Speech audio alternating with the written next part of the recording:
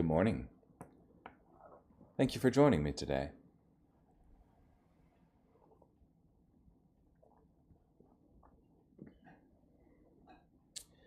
This morning, we'll be starting in Job, chapter 1, verse 1, through chapter 3, verse 26.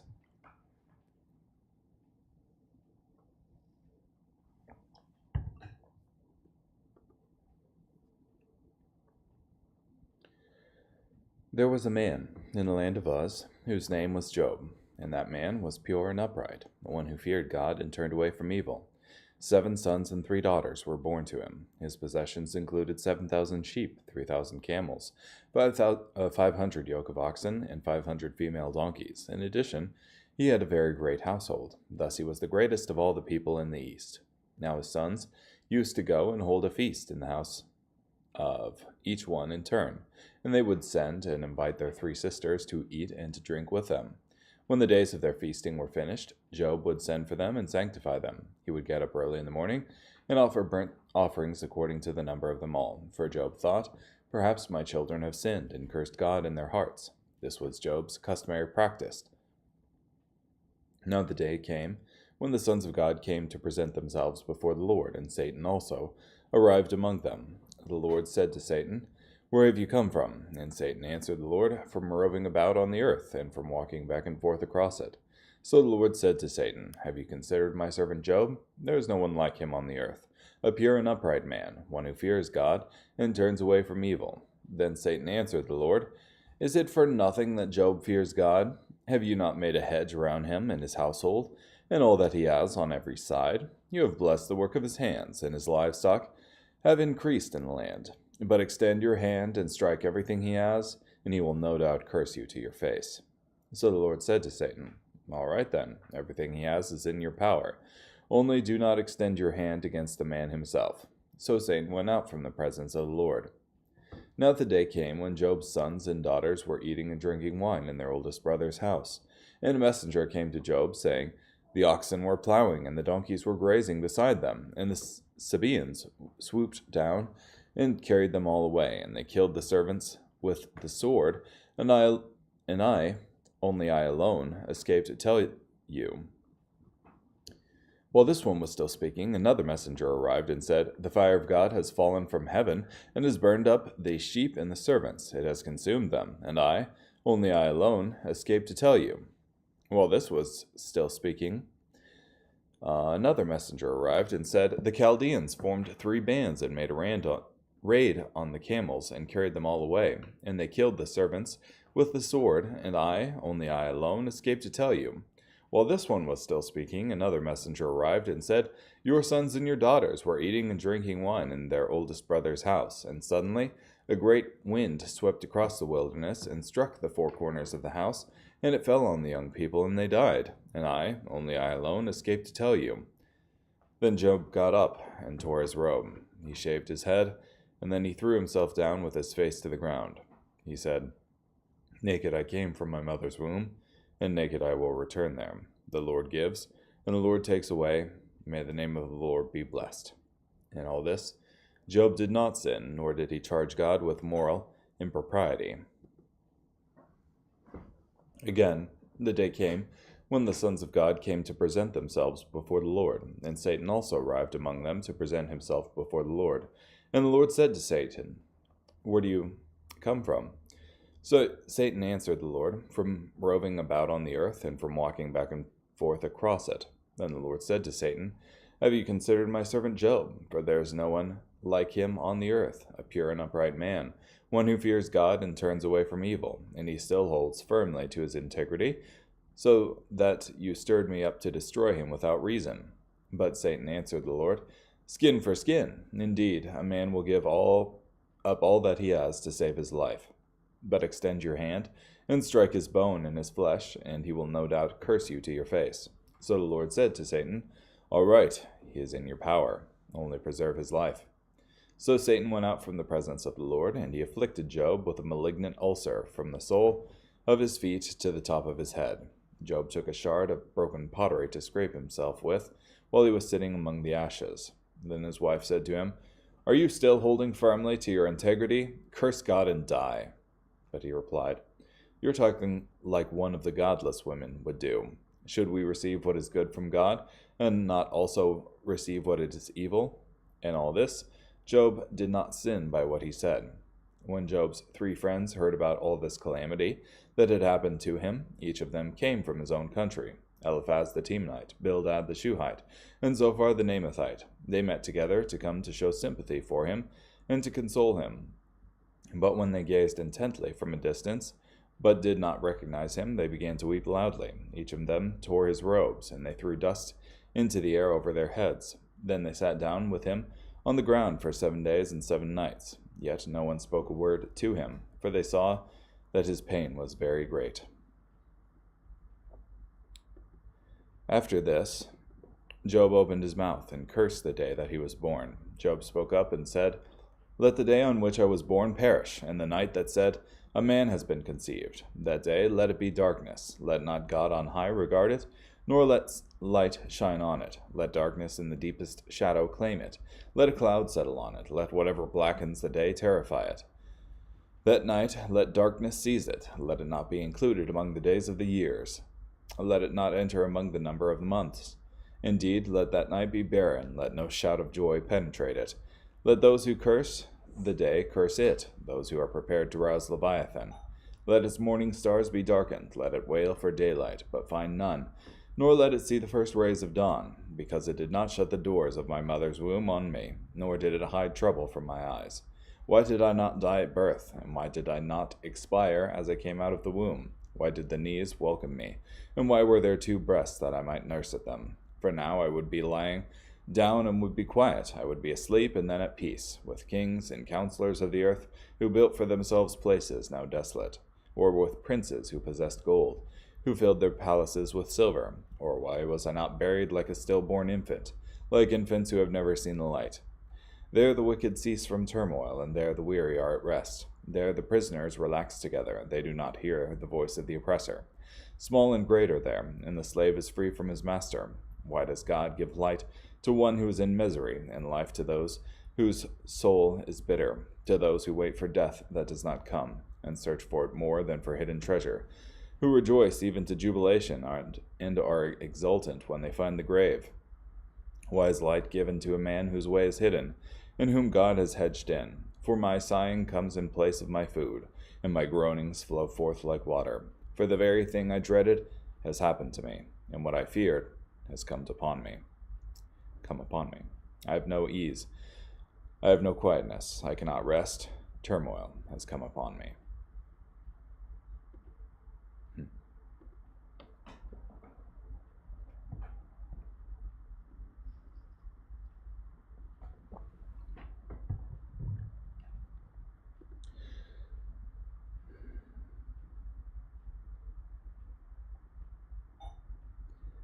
Job's an interesting one in my eyes because of how much reversal it is of not only just like the assumption of the Proverbs, which is that if you do good things, you'll have good things happen to you, and if you do bad things, you'll have bad things happen to you. So God is a giant vending machine in the sky that gives you good things when you do good things. Job stands in counterpoint to all of that. Job, despite being a man who feared God and turned away from evil, despite being the greatest of all the people in the East, all this calamity came upon him.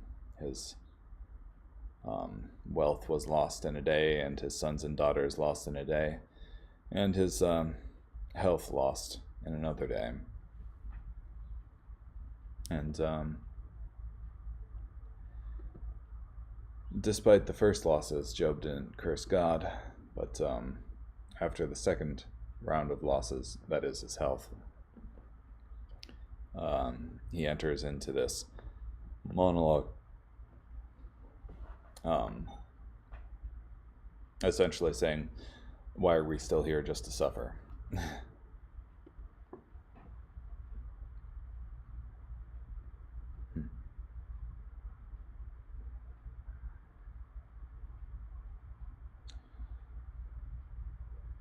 Yeah. I think the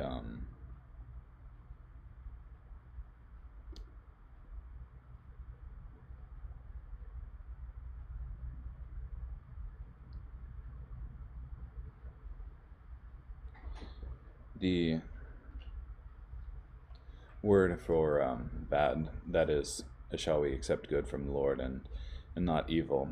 The word for that is ra, which one of the synonyms, one of the definitions for it in Strong's is calamity, misery, injury, distress.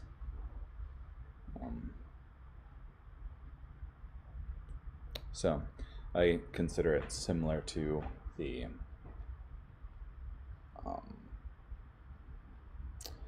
verse in Isaiah where the Lord claims to bring evil, that is, catastrophe, in that particular verse. So,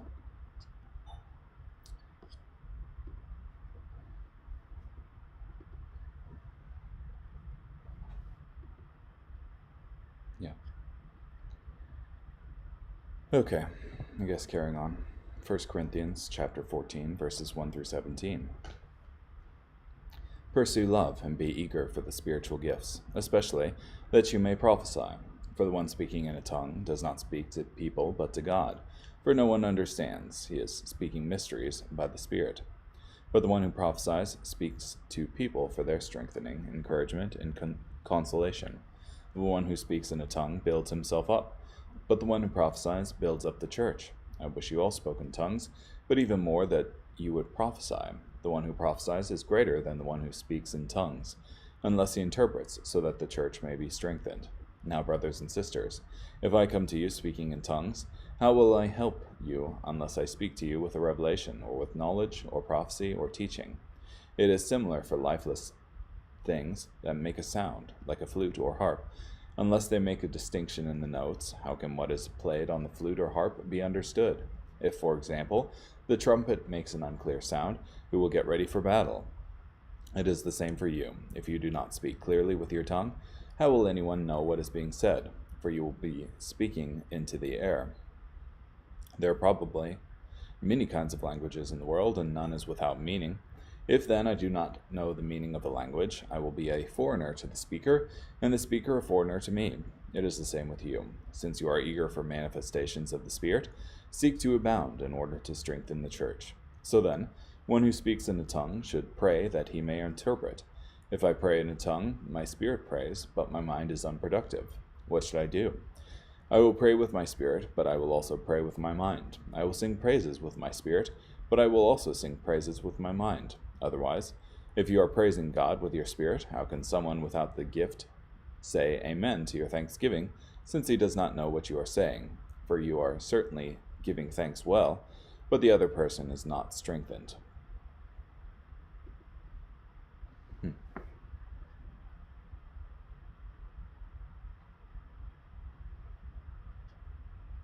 Interesting. So it seems like the gift of tongues was highly valued in the Corinthian church, and that they eagerly sought after it. But Paul says that prophecy is better than tongues,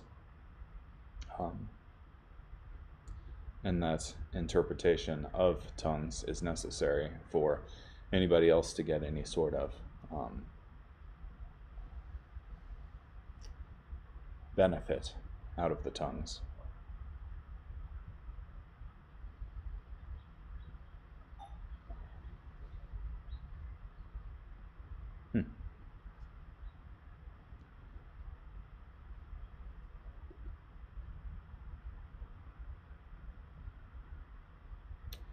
It's interesting. Makes me wonder what tongues looked like in the early church. because given the prophecy, given the description in Acts, it seemed more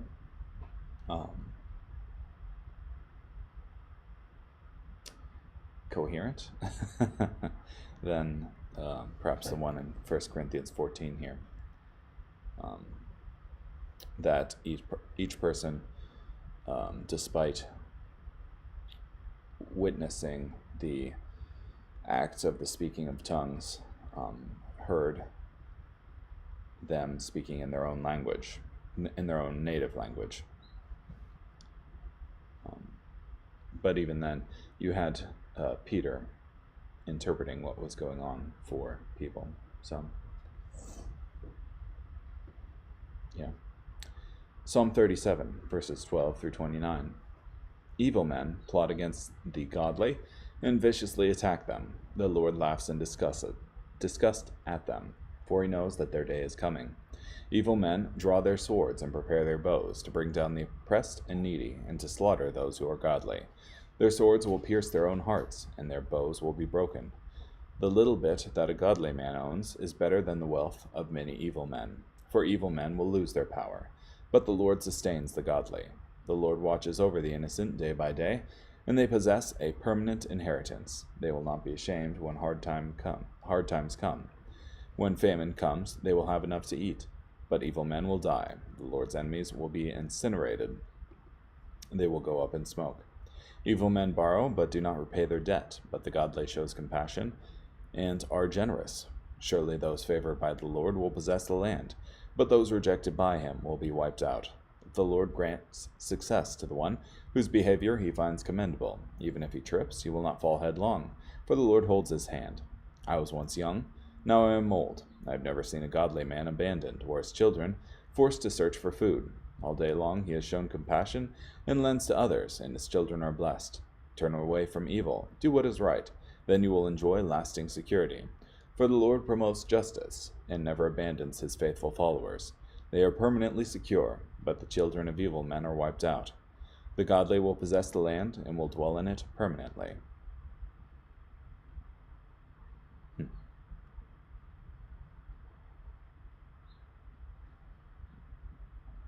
Interesting. I wonder if this particular poem has like I want to say it's a chiasmus structure, that is a certain form of Hebrew poetry where you would kind of have the first state repointed as the last point, the second point repeated as the second to last point, and like a third point stuck in the middle, kind of sandwiched between everything. But yeah, you have this repetition of the godly will possess the land and will dwell in it permanently in 37 and 29, Psalm 37 verse 29, and also in goodness.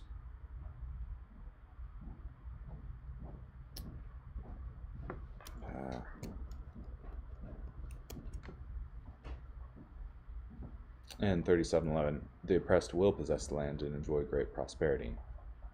So,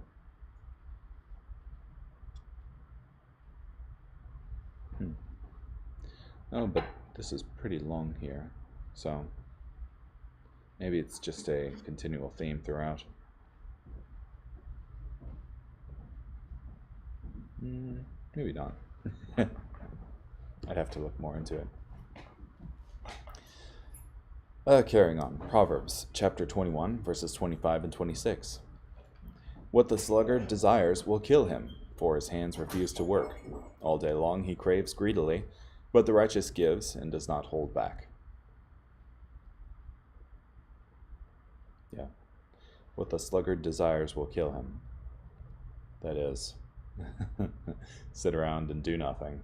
If you do that for long enough, you'll die. But,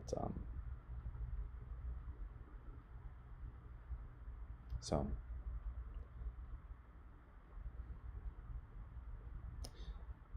it just reminds me that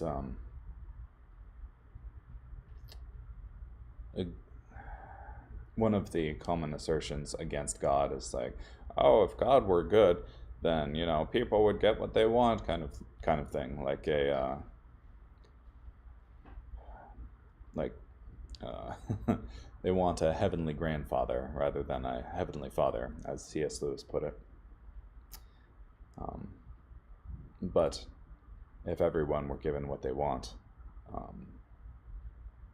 many of us, perhaps all, would be destroyed. Because what the sluggard desires will kill him, for his hand refuses to work. So, if he is given as much repose as he wanted, he would die for it.